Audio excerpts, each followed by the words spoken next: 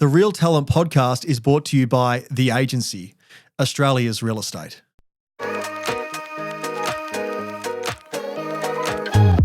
Welcome to the Real Talent Podcast. I'm your host, Michael Wood from The Agency, and this podcast is where we deep dive into the minds of Australia's top performing agents with one focus: listing strategy. From winning the appraisals to mastering vendor communication, we break down exactly how the best in the business are securing more listings and growing their market share. No fluff, no guesswork, just real insights, real tactics, and real results, straight from the agents who are doing it every day. Let's get started.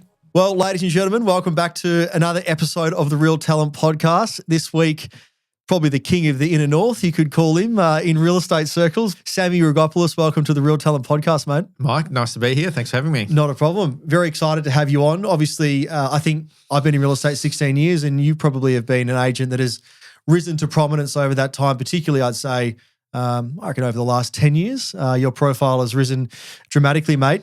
In our podcast, we get straight into it straight away. Let's do it. Basically, we want to give as many nuggets to agents as we possibly can. Love to chat with you about that rise to your prominence and certainly the early days in your career once you got into the real estate industry. I think a lot of agents nowadays think, love to get into it, write $1 million in my first year, happy days, but that's not realistically the case for a lot of people. What did your, rise look like throughout maybe the first 5 years of your career?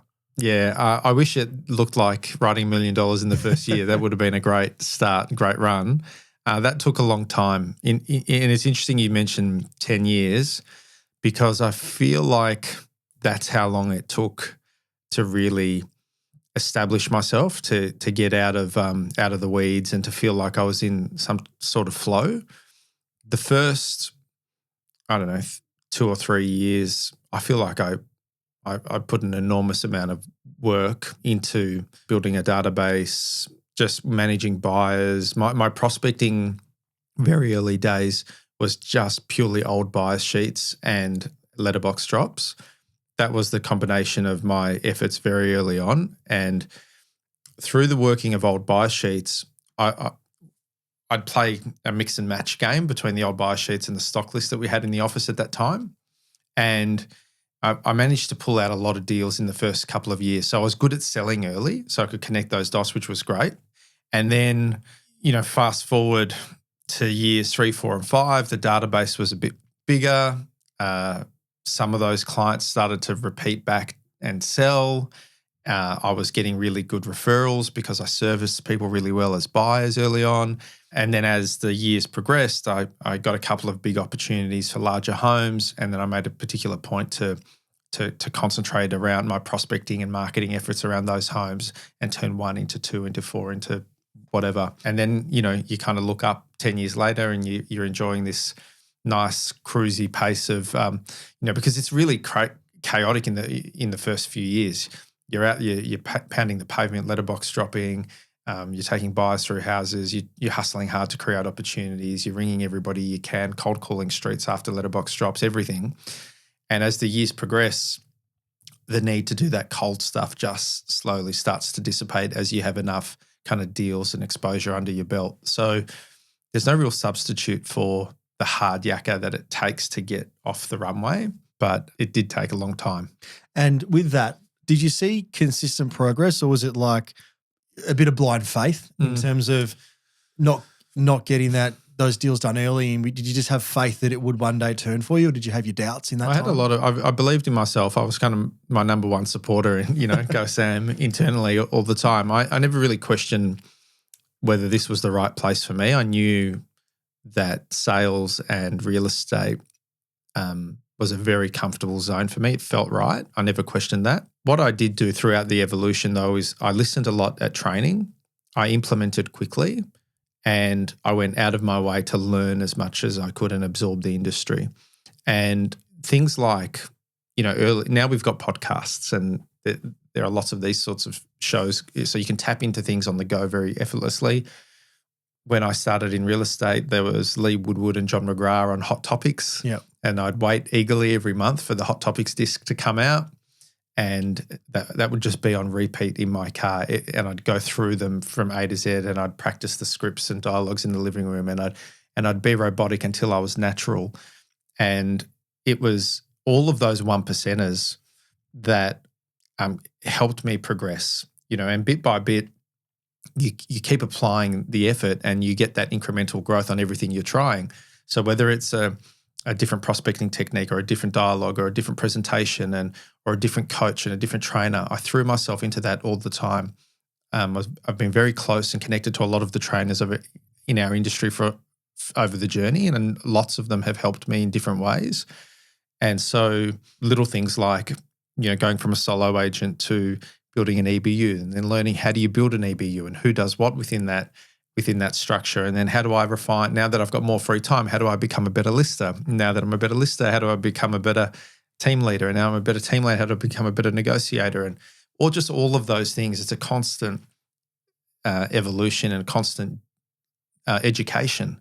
And that's what I've loved. I've loved that in real estate. And that makes me feel like I'm still very young in the industry, because I feel like I've got an enormous amount to learn still. So that's still exciting. I still feel like it's early days. Yeah, I think just going back to something you just mentioned there, and it's a line that I really loved, I was robotic until it became natural, I think you said. And I think a lot of the times I speak to agents and they have this thing around scripts and dialogues that don't want to sound like a robot.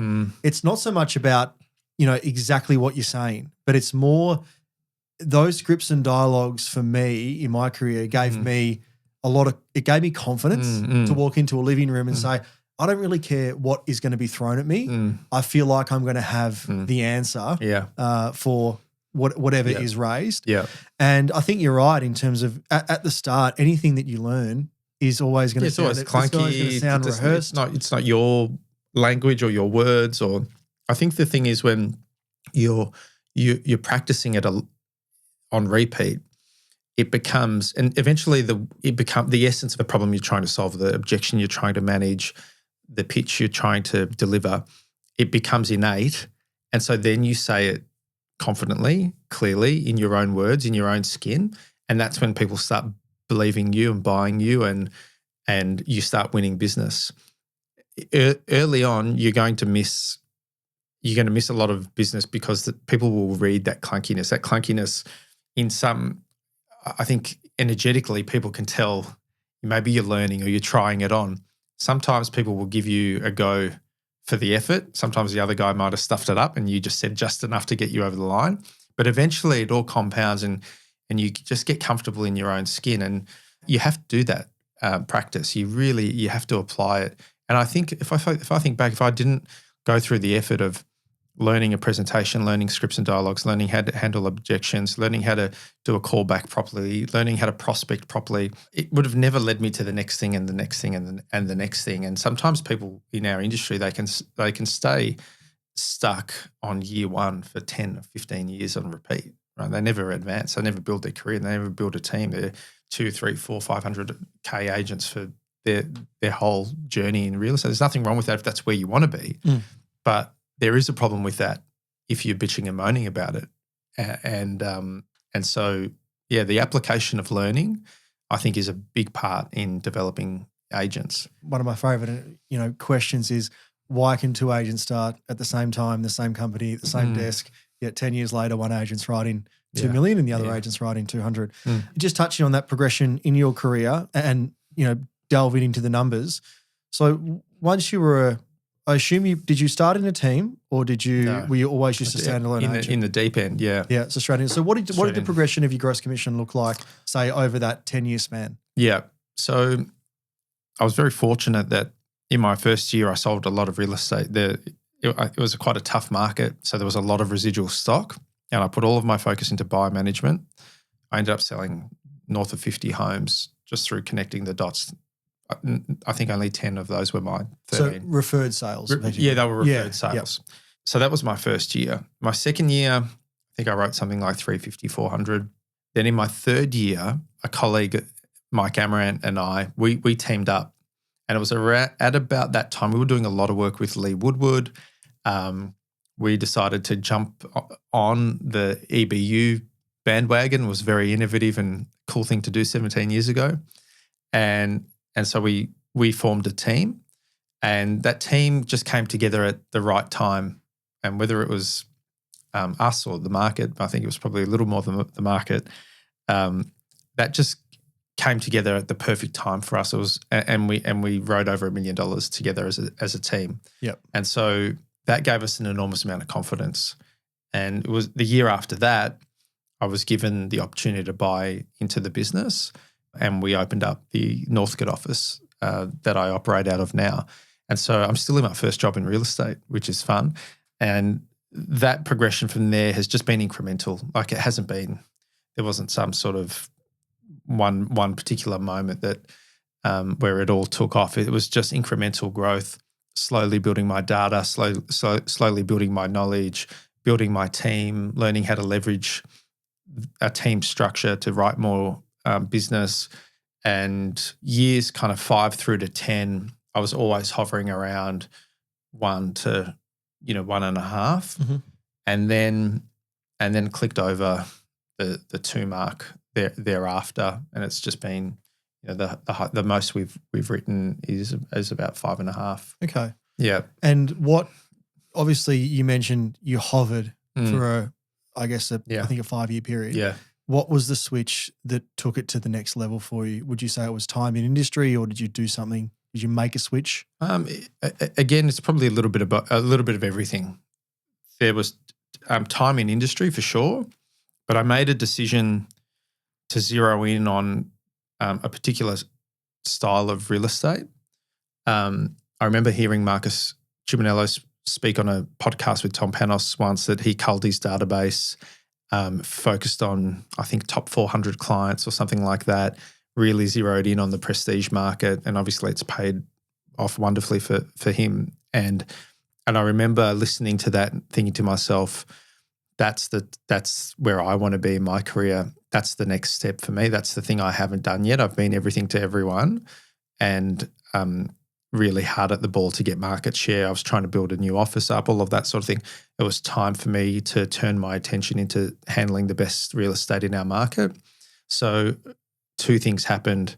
Was one, that focus, the clarity that I wanted to sell better real estate, and 2 was I built a team, a better team around me to take care of the other stock that I didn't want to just throw those opportunities away. So built a team around me to help with that, and then I just kept diving into the top end stock.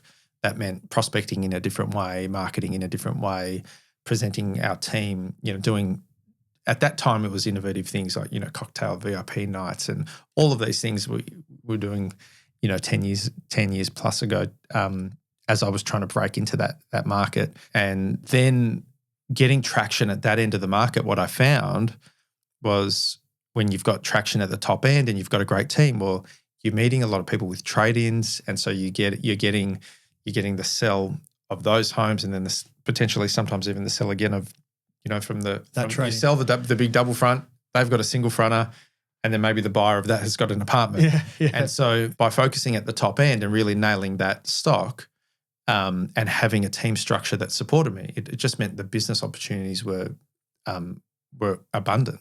And so, one thing led to another, and that's been our business model ever since. And you touched on team there. I'd love to delve into that. Obviously, I think I had a look on REA before we sat down, and I think personally, primary agent on about 60 houses, secondary agent on I think another 50 odds. So call it 100 plus deals a year. Mm-hmm. Obviously, your team has to be very well drilled, very well versed in terms of everyone knowing their roles. How do you put the trust in your team that they're going to do the right thing, they're going to get the job done? I know it's an easy thing to say, but I think a lot of the time agents have that struggle with letting go. Yeah. Because, they want it done a certain way. Yeah. Is that just through intense training? Is it through trial and error? No, I'm a little more relaxed than that. I think progress over perfect is a motto that I live by. I mean, you can't expect somebody to do things in exactly the same way that you would do that. I mean, you can try, and we've got systems and processes and structures and training and all of those things to guide people as much as you can. But you can't afford to sit there and listen to every single call and sweat the small stuff and worry about, which corner they put the open board out on, and, just all of what they display at the open. I mean, it's not that. I don't think you can afford to be that that particular and that anal. But there are structures to our week. There are meeting rhythms that keep that are really good guardrails for our success. We have a stock review meeting on Tuesdays. We review our financials on Thursdays, so we know exactly what the deals that are about to drop, what the pipeline looks like, forthcoming listings, opportunities, appraisals, and then we have a lot of training in between. We sit right near each other, so we're listening in and we're helping and coaching each other all the time. So that as a system is helpful. I only recruit more established people into our team. So to work in our team, I mean, we sell a lot of beautiful homes, so I don't want to hand over the keys to those homes to people who are inexperienced. Just about every agent in my team has very good real estate background and knowledge and experience as it is, and that's important. That's really important to me. As we won't put anyone on who's just starting out. They've got to have a few years under their belt, and then our aim is to take them to the next level. And the team rises to the standards of leadership as well. I mean, we're out there absolutely, a million miles an hour, doing everything we can to get deals done.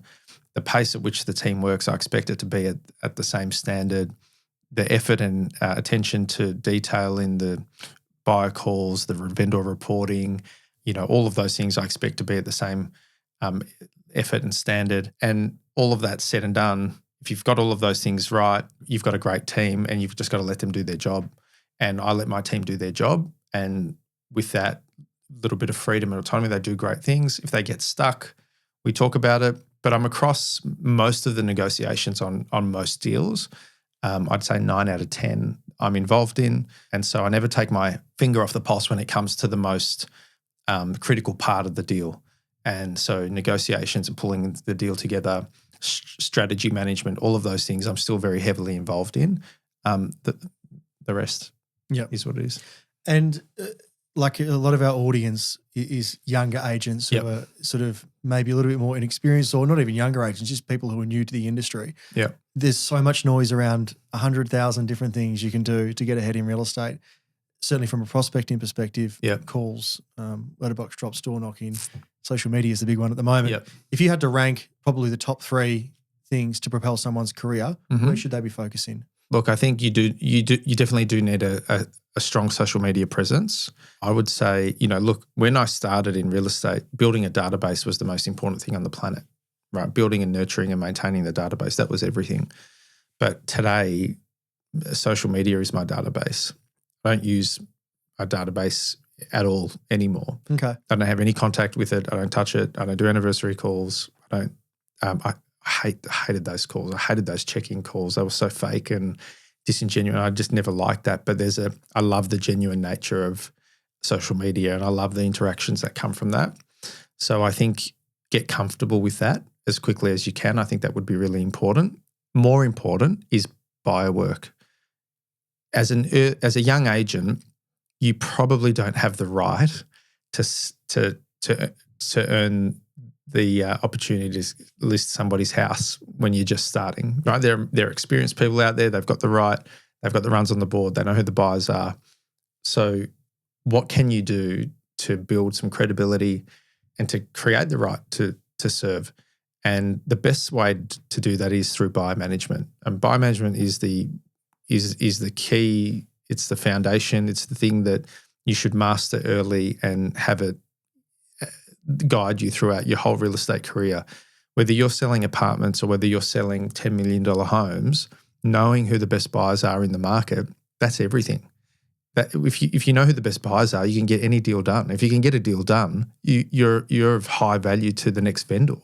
And if you're out there just chasing listings and you don't have any knowledge on the best buyers, it's pointless. You're just relying on the internet to do your job, and that's not our value. Our value as agents is not being order takers and responders to online inquiry from REA and Domain. Anybody can do that. Yeah. The value of an agent is knowing the market, knowing the buyers, being able to influence a decision, knowing enough about the buyers in the market, what they've bid on, where they've been active, what they missed out on, what their DNA is, so that you can use that intelligence to influence a decision and maximize price for the vendor. And if you can do that, then you've got it. And, you don't actually need to be in real estate for 10 or 20 years to do that. You can just spend a shitload of time calling old buyer sheets and unlocking people who are prepared to buy, figuring all of that out, and take that knowledge into the market and prospect with it. They're probably the easiest calls to make as well. Oh, that's the best. They want to talk to you. They need help. Yep. They need help. Cold call a buyer sheet this week and see how many conversations you can open up, and then cold call a street and ask how many people want to sell, and see the difference in responses. I bet you'll figure it out pretty quickly. Yeah, absolutely. Moving on to listing and pre-list, list and post-list. Do you have a consistent strategy that you're using from a pre-list perspective? Is it, a lot of people talking about, I send a video now, I do an email with all my credentials, I drop a pre-list stuff, hard copy. Is there sort of a go-to maneuver for yourself? Yeah, I don't do nothing hard copy anymore. It used to be this urgency to get things out within the hour and drop the pre-list off there and make a really strong first impression. But in today's day and age, you should be doing that in a digital format. So my pre-list kit is a digital format. It's dropped into a text or an email. It's just a link that with some text around it that confirms the appointment. In that link is some information about my team, a little bit of background on the type of homes we sell, our market share, and all of that sort of information. And then at the appointment, I don't take anything really with me into appraisals. It's really just it's an exercise to explore and understand the client, seek to understand the problem that they need solved, and then give them an elegant solution to that problem. Okay. And once we've understood what that looks like, then we can give them some structure and strategy around that. Maybe we then provide them some documentation around that. But I don't ever go in there with an agenda or with a pitch. I think that's something I learned. I wish I had learnt it earlier, but I learnt it probably midway through my career, not to pitch. Chris Helder helped me with that, stop selling. Yep. And just to be more consultative. And that was super helpful for me to go through that learning. And then the follow-up is a summary of that solution from the consult, and it outlines the strategy that we discussed and just provides all of that additional information. And then I leave it with them. Of course, if you can try to sign something up on the spot, you sign it up on the spot. But I don't do that. I don't try to do that anymore in the way that I used to. I was quite aggressive at that early, but I suppose that comes with a bit of maturity and a bit of time, and kind of let go a little bit. And then the post follow up, it's just really market information, intel on what we're seeing happening around the grounds in the market, updates on buyers, updates on results, updates on anything that we see, whether it's our results or our competitors. I'll use that information to inform the vendors on anything that may influence their decision making or their next steps. So it's more providing information rather than just being who you trying to close effectively. Not closing. No, it's just providing the information that they really need to inform their decision. That might be information on interest rates, clearance rates, buyers, volume of attendees at opens, things that are really relevant to them and to the decision of selling a house. I mean, the things that I would want to know if I was selling my house, not a barrage of calls to check in. Yeah, okay. I think if you're doing that, I say this to my team all the time. If you're just calling somebody to check in after an appraisal, you're on the back foot. That's a bad place to be. You should never call somebody to say, I'm just calling to check in and follow up on our chat the other day. No, it should be some more intelligent communication before that. There should be something that you're sharing with them that is helping them understand the market or your results or how you're influencing the market. That is more interesting and that is more attractive than a check-in. Do you try to find out who you're competing with? No, never. Don't care? Don't care. Yep. No, if I'm first or last in, I don't care. If I'm first in, then I've got to set the standard. And if I'm last in, then I've just got to be better. And that's it. I think it's irrelevant. Yep. Yeah. What are your best listing sources at the moment? Is it, I assume I look at your profile online and it's impressive. Like, you obviously, you talked about the fact that you're trying to dial in on a certain type of property. And I think that just having a look at your Instagram and your type of properties you sell on REA, it seems to be pretty consistent. Is it referrals? Is that your biggest lead source? Is it past clients? Is it database? Look, I feel like it's a bit of everything.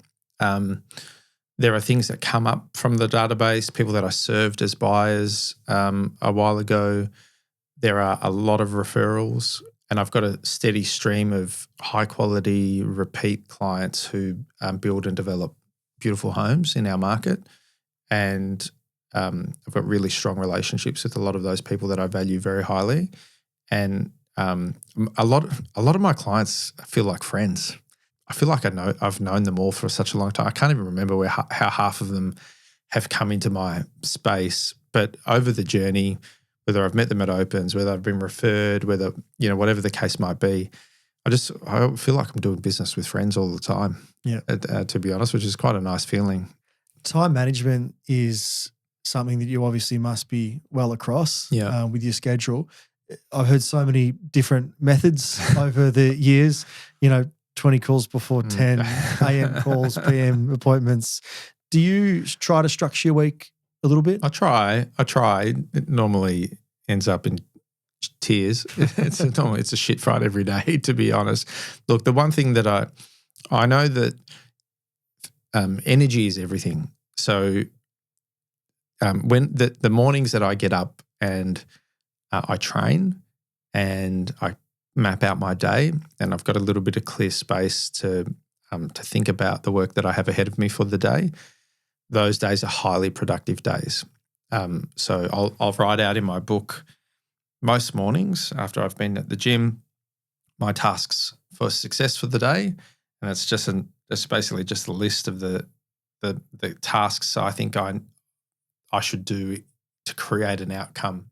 List a house, sell a house, recruit an agent, assist a client, a colleague, whatever the case might be. What are the highest value tasks that I can do for that day? And I just try to work through that list every day. It's really simple. I don't really worry about anything else. Where possible, I am in the office and PM out on the road. That's kind of just like a simple, again, a guardrail that I try to adhere to, because that allows me to work on my task for success and take action on those things immediately. But yeah, that's about it. I mean, an ideal day, effectively. It's kind of like an ideal day. It's just starting the day well. Winning the morning for me is everything. If I don't go to the gym or I have a sleep in, I feel it all day. My energy is just off. I'm chasing the day, so I don't get my tasks for success done, which means I'm not as efficient, which means, it just has a knock-on effect. So it all starts with, getting up early, winning the day, writing down my task for success, training, meditating. Yeah, that's my morning. My morning routine is everything, and that unpacks the wins for the day. What do you think the number one reason agents lose listings is? Why do you think they miss listings? It's a great question. I think probably they try too hard. I think trying to sell a message.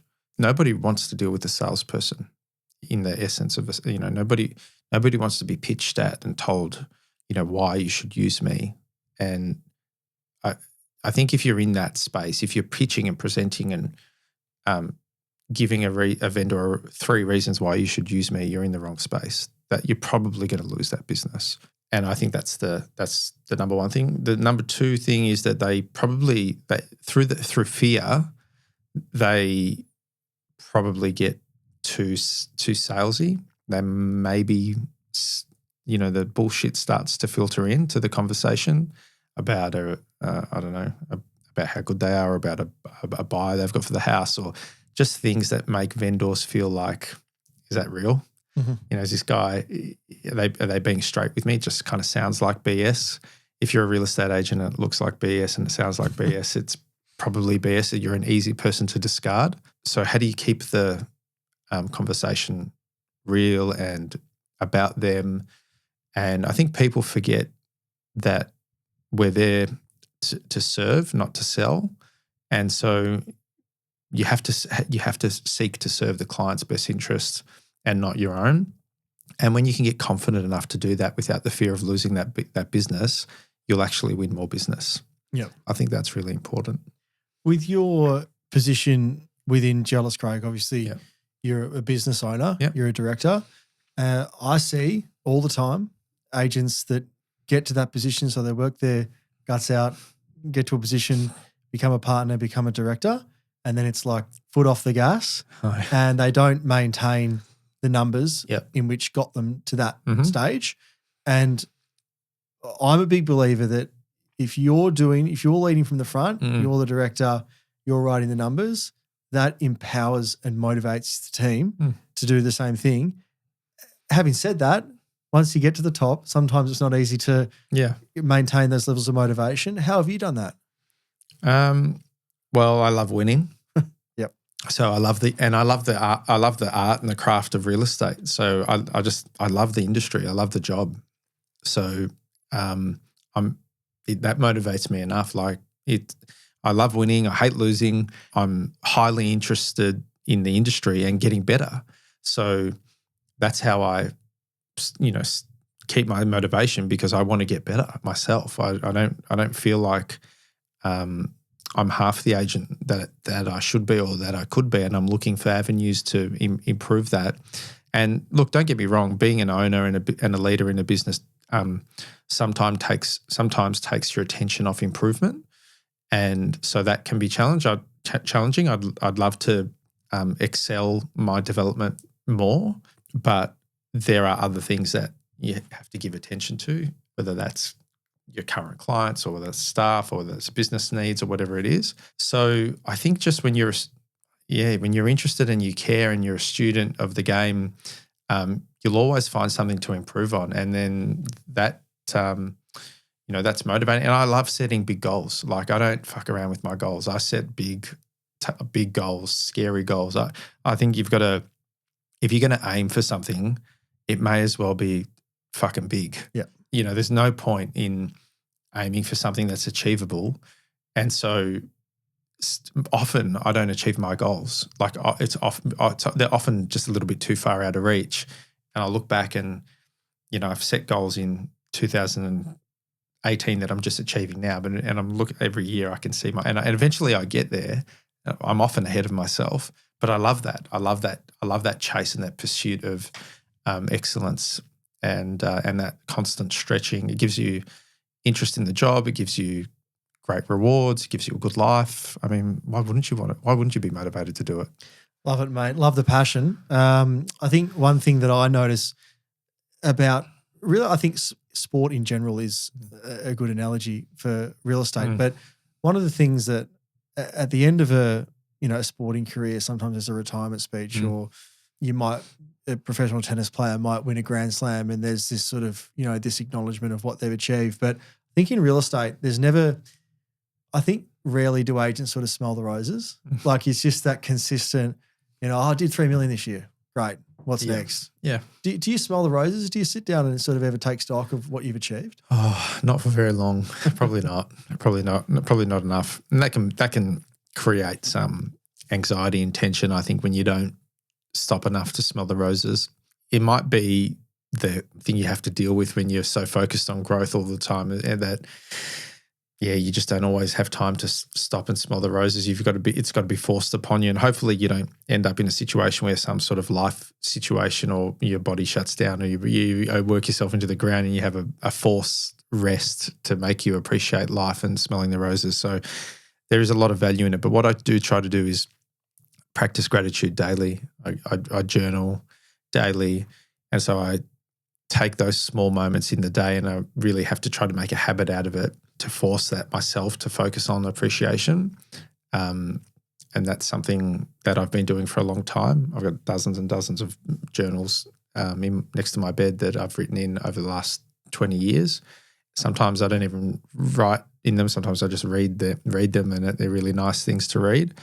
And then in resting and holidays is probably the thing that I've learnt to build into my day to give me some time to recuperate. And I try to holiday. Now I align it with the kids' school holidays. And that's my time to smell the roses, but it's fucking hard. I can imagine. Mate, thank you so much for your time. One more question before we wrap up. I've asked every guest this question. Yep. Who, in your opinion, is the best real estate agent in Australia? The best real estate agent in Australia? Well, look, I mean, for me, the person that I've looked up to as the guru of real estate in Australia for many reasons, and business, the way they go about their business, their ethics, their dialogue, and just what they've contributed to the industry is John McGrath. Mm-hmm. I think he's just an iconic guy. He's created an incredible business. His business has been the starting place for so many people who have gone on and done other great things in the world of real estate. And and I think back to the hot topics that I was listening to with Lee Woodward, and I just resonated with his language and his dialogue and his style and all of those things so much that and I tried to embody so much of that as a young agent that, I don't think I could say anyone else. For me, he's the number one. Well, I think that's our first double up. That's the first person that's been mentioned twice. Oh, yeah, great. This year. So congratulations, John. Yeah. Good on you, John. Thanks, Johnny. No worries, mate. Hey, Sammy, thanks so much for coming on, mate. Very much appreciate your time. I know you're a busy man. Yep. But I'm sure there's so many things that, be it your first year, your 10th year, your 20th year, agents will be able to take from that. So very much appreciate it, mate. And awesome. Have a cracking spring. Thanks for having me. Cheers. Thanks, Woody. The Real Talent Podcast is brought to you by The Agency, Australia's real estate.